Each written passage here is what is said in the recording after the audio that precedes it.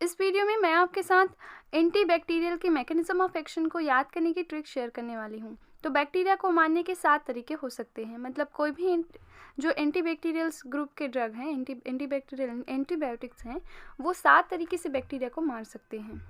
पहला होता है इनहिबिट सेल वॉल सिंथेसिस, यानी बैक्टीरिया का सेल वॉल बनने से रोकना। बैक्टीरिया का सेल वॉल उसके कपड़े की तरह होता है। जिस तरह से हम सर्दी में, गर्मी में कपड़े पहनते हैं, अपने स्किन को प्रोटेक्ट करते हैं, बिल्कुल उसी तरह से बैक्टीरिया का जो सेल वॉल है उसे हमारे शरीर के हार्श कंडीशन से बचाता है, सुरक्षा प्रदान करता है। तो इस कैटेगरी में जो एंटीबायोटिक्स आते हैं उसको आप कुछ इसे ऐसे याद करिएगा। सेल वॉल बैक्टीरिया का कपड़ा है जिसके बिना बैक्टीरिया मर जाएगा। जैसे आरबीसी यानी कि रेड ब्लड सेल को हाइपोटोनिक सॉल्यूशन में डालने पर वो फूल के फट जाता है ऑस्मोसिस के द्वारा, उसी तरह से सेल वॉल ना होने पर बैक्टीरिया भी ऑस्मोसिस के द्वारा फूट जाएगा। तो इस तरह इस मैकेनिज्म में जो ड्रग्स काम करते हैं, जो एंटीबायोटिक्स काम कर सकते हैं, उनमें शामिल है पेनिसिलिन, सिफेलोस्पोरिन, मोनोबैक्टीम्स, कार्बापेनिम्स, विनकोमाइसिन और साइक्लोसीरिन। ज़्यादातर इसमें बीटा लैक्टेम एंटीबायोटिक्स आते हैं और बेसिट्रेसिन। तो इन ड्रग्स को, इन एंटीबायोटिक्स के नाम याद करने के तरीके क्या हैं? इस तरीके से आप याद करिएगा। बैक्टीरिया का सेल वॉल बनाने से रोकने के लिए pencil cephal monocar van cycle बनाएंगे। Pencil cephal monocar van cycle बनाएंगे।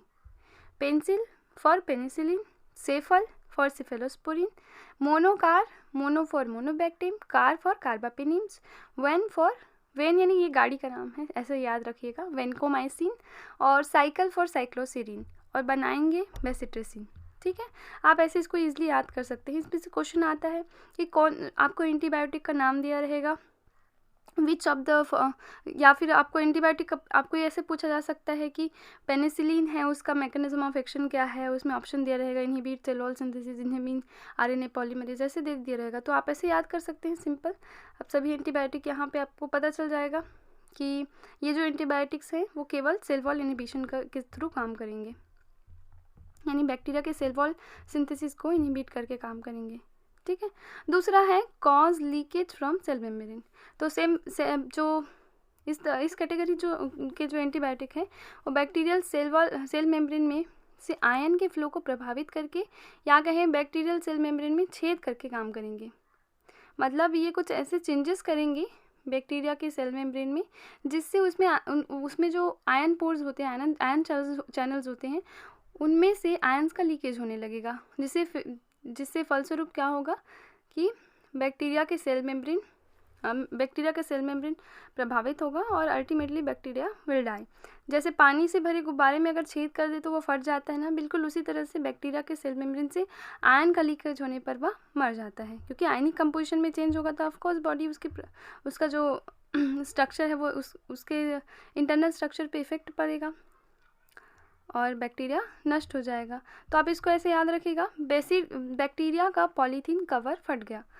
Bacteria, back for bacitracin, poly for polymyxin और कवर फॉर कोलिस्टीन। तो बेसिट्रिसिन, पॉलीमिक्सिन, कोलिस्टीन, ये 3 एंटीबायोटिक बैक्टीरिया में क्या करते हैं, सेल मेम्ब्रेन में लीकेज कॉज करते हैं, इसी मैकेनिज्म के थ्रू काम करते हैं।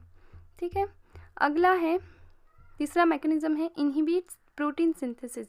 तो बैक्टीरिया में प्रोटीन सिंथेसिस को रोकना, ये भी एक बैक्टीरिया को मारने का एक मैकेनिज्म है, या कहें बैक्टीरिया को खाना खाने से रोकना।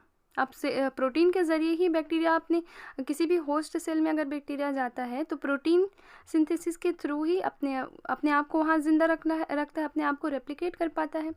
उसके लिए प्रोटीन सिंथेसिस बहुत ज़रूरी है, यानी कि प्रोटीन क्या है, बैक्टीरिया का खाने की तरह काम कर रहा है। तो बैक्टीरिया अपने लिए खाना बनाएगा, खाना अगर नहीं बना पाएगा तो ऑफकोर्स वो मर जाएगा बिना भूख से। तो ऐसे आप इसको याद रखिएगा कि अच्छा, इस कैटेगरी में कौन कौन से ड्रग हैं वो पहले देख लीजिए। कौन कौन से एंटीबायोटिक इस मैकेनिज्म के थ्रू काम करेंगे? टेट्रासाइक्लिन, इरिथ्रोमाइसिन, इरिथ्रोमाइसिन मैक्रोलाइड है ना, तो इरिथ्रोमाइसिन की मैक्रोलाइड कैटेगरी के जो कुछ और ड्रग्स हैं वो भी इसी मैकेनिज्म में काम करेंगे, लेकिन स्पेसिफिकली इरिथ्रोमाइसिन ज़रूर इस मैकेनिज्म को फॉलो करता है। और क्लोरामफेनिकॉल है, लाइनजोलिड है और क्लिंडामाइसिन है। ये सब जो एंटीबायोटिक्स हैं, बैक्टीरियल एंटीबायोटिक, बैक्टीरिया में प्रोटीन सिंथेसिस को इनहिबिट करेंगी। इनको कैसे याद रखेंगे, किस ट्रिक से? ऐसे याद रखिएगा, तुमने एक मच्छर और 4 लायन को खाना बनाने नहीं दिया। ठीक है, तुमने एक मच्छर और 4 लायंस को खाना बनाने नहीं दिया।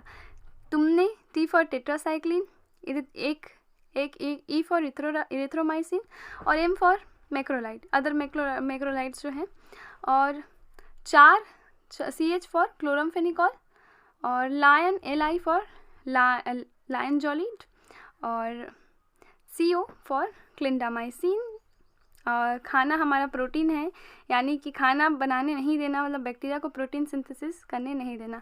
तो आप इसको एकदम आसानी से याद रख सकते हैं, तुमने एक मच्छर और 4 लायन को खाना बनाने नहीं दिया। ठीक है, ये क्या है, ये इनका मैकेनिज्म है। अब अगला है cause misreading of mRNA और ultimately affecting the permeability of cell membrane. तो राइबोसोम से बाइंड करके प्रोटीन सिंथेसिस को प्रभावित करते हैं इस कैटेगरी के जो ड्रग्स हैं, जिससे बैक्टीरियल सेल मेम्ब्रेन में उपस्थित प्रोटीन्स का कंपोजिशन प्रभावित होता है और सेल मेम्ब्रेन परमिएबिलिटी भी प्रभावित होती है। ये बिल्कुल ऐसा ही है कि बैक्टीरिया बेचारा अपने लिए खीर बना रहा था, उसको भूख लगी थी, खीर बना रहा था, और आपने उसकी खीर में नमक डाल दिया और वह उसे खा नहीं पा रहा है, जिसकी वजह से वह दुबला पतला होकर मर गया। ऐसे आप इसको याद रख सकते हैं, क्योंकि अगर mRNA रीडिंग नहीं कर पाएगा तो प्रोटीन सिंथेसिस नहीं होगा, तो बैक्टीरिया को खाना नहीं मिल रहा है, और इससे क्या होगा, मेम्ब्रेन में जो प्रोटीन्स हैं उनकी इंटीग्रिटी प्रभावित होगी। मतलब मेम्ब्रेन प्रोटीन्स मेम्ब्रेन को स्टेबल रखने में मदद करते हैं। अगर प्रोटीन नहीं बन रहा है तो मेम्ब्रेन प्रोटीन का कंपोजिशन इफेक्ट होगा, अब उससे मेम्ब्रेन इफेक्ट होगा तो ultimately bacteria will die. So all the aminoglycosides makes bacteria अनपढ़। mRNA की रीडिंग को प्रिवेंट करता है, यानी कि mRNA की रीडिंग मिस रीडिंग कॉज करता है। तो आप इसको ऐसे याद रखिएगा, जितने भी अमीनोग्लाइकोसाइड एंटीबैक्टीरियल एंटीबायोटिक हैं वो इसी मैकेनिज्म के थ्रू काम करेंगे। कैसे काम करेंगे, all the aminoglycosides make bacteria अनपढ़। आप इस ट्रिक से इसको याद कर सकते हैं। आगे देखते हैं इनहिबिट डीएनए गायरेज। 5वां मैकेनिज्म है inhibit DNA gyrase. DNA gyrase को इनहिबिट करके बैक्टीरिया को रिप्रोड्यूस यानी रेप्लिकेट करने से रोक देना।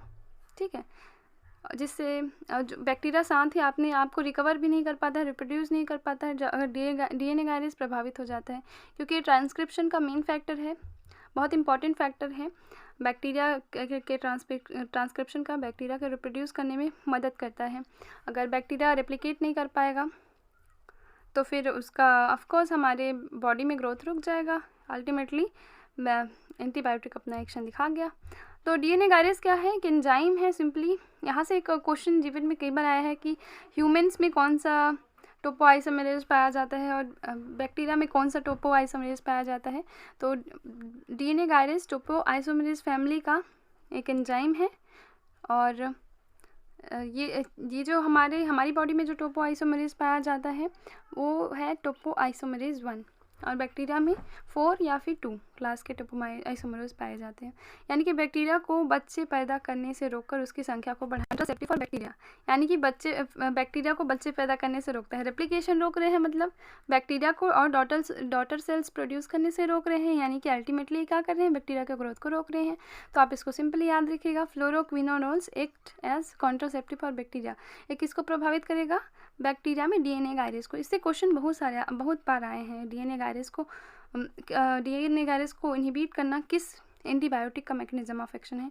तो ये है फ्लोरोक्विनोलोन्स। इसमें बहुत सारे आते हैं, सिप्रोफ्लॉक्सासिन, ऑफ्लॉक्सासिन, बहुत सारी इसके जनरेशन्स हैं, 1 to 4 जनरेशन्स हैं। फ्लोरोक्विनोलोन्स बहुत ज़्यादा यूज़ होते हैं। अब इसको सिंपली याद रखेंगे, या फिर ऐसे भी याद रख सकते हैं, बैक्टीरिया को प्रेग्नेंट होने से बचाना है तो उसे फ्लोरोक्विनोलोन्स दे दो, है ना। ये सब तरीके होते हैं याद करने के, इससे आपके दिमाग में एकदम छप जाएगा, बार बार कन्फ्यूज़न नहीं होगा।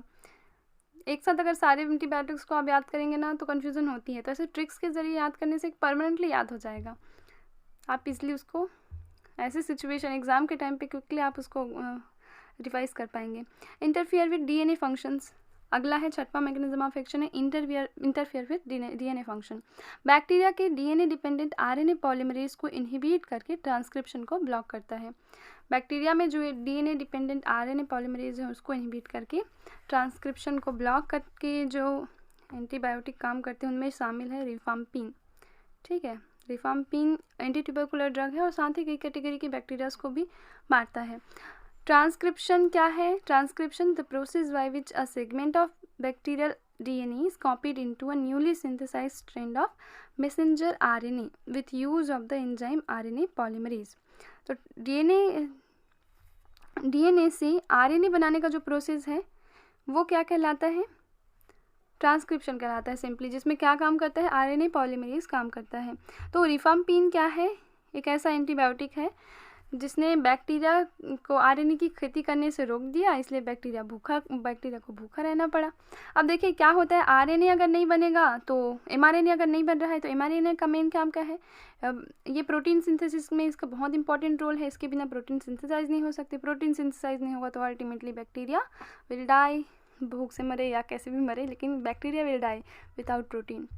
ठीक है, तो ये इसका मेन मैकेनिज्म है डीएनए फंक्शन को इंटरफेयर करना, यानी ये आरएनए पॉलीमरेज को इफेक्ट करता है। रिफाम्पिन डायरेक्टली नहीं, इनडायरेक्टली इफेक्ट करता है ना। ये एक्चुअली क्या करता है रिफाम्पिन? ये राइबोसोमल सब यूनिट से बाइंड कर जाता है, जिससे ये एमआरएनए की जो प्रोसेसिंग हो रही थी, प्रोटीन सिंथेसिस का प्रोसेस रुक जाता है, ट्रांसक्रिप्शन का प्रोसेस ब्लॉक हो जाता है। मेन अगर ऐसा लिखा रहेगा ना कि which of the following antibiotic block transcription of bacteria, तो आप works by blocking transcription of bacteria, तो इसमें रिफाम्पिन आएगा, ऐसे भी आप रख सकते हैं, है ना।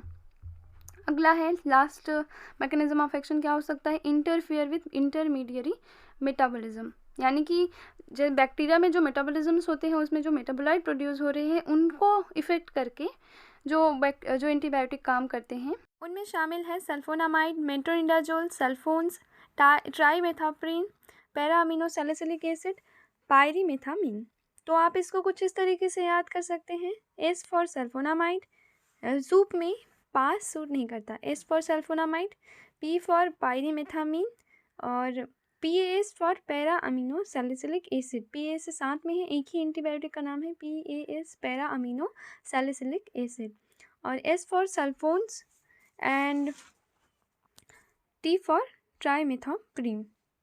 ये जो PAS है that is the category of sulfonamide drug, that is the category of sulphur drug. तो ये इम्पॉर्टेंट है, तो आप ऐसे याद करिए। बहुत सिंपल तरीके से आप इस तरह के एंटीबायोटिक्स के नाम को याद कर सकते हैं। बहुत सारे एंटीबायोटिक इसी मैकेनिज्म पे बेस्ड हैं। और बस इतना ही है, आप बस इन ट्रिक्स को याद रखिए, बहुत काम आएंगे आपके। ज़रूर आप एक बार याद करके देखिए, बहुत मज़ा भी आएगा इसे याद करने में। इतने सारे कंफ्यूजिंग जो एंटीबायोटिक्स हैं वो आपको इजीली याद हो जाएंगे। अब अक्सर ये मैकेनिज्म ऑफ एक्शन से क्वेश्चंस आते हैं, सेमेस्टर एग्जाम में भी बहुत पूछते हैं लोग, वाइवा में बहुत पूछते हैं और जीपेट में तो पूछते ही हैं। तो आप इसको याद कर लीजिए, काफ़ी हमेशा के लिए आपके लिए यूज़फुल रहेगा, चाहे आप नर्सिंग के स्टूडेंट हैं, फार्मा के स्टूडेंट हैं, मेडिकल के स्टूडेंट हैं। ये एंटीबायोटिक्स आपका पीछा नहीं छोड़ने वाले, इसलिए इनको याद कर लीजिए। एंड अगर आपको इस लेक्चर का PDF नोट चाहिए तो आप डाउनलोड कर सकते हैं UG फार्मा गाइड के टेलीग्राम चैनल पे जाके, जिसका लिंक मैंने डिस्क्रिप्शन में दे दिया है। So stay healthy, stay safe, have a good day.